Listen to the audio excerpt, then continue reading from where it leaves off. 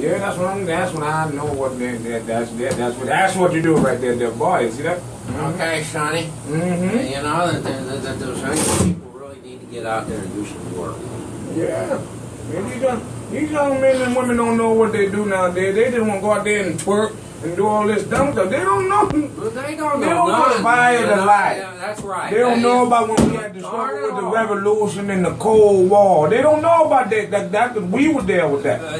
It made it real easy for them today. They don't know. Yeah, especially when we were the ones who made the dirt. Yeah, that's why I be trying to tell you. They come out and they all on these streets, have naked young men pants down there behind, and the girl behind them twerk. What the hell is a twerk? What is the? I wish my back was still good. They don't know.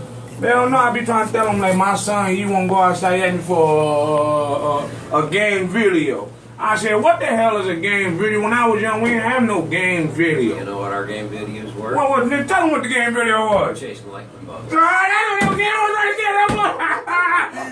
know what that boy. And then when you catch them, you didn't squash them and open your hands up in the air to the hands. Oh. You go in the field with the little jaw trying to catch the fireflies. Yeah, that boy. That's our video game.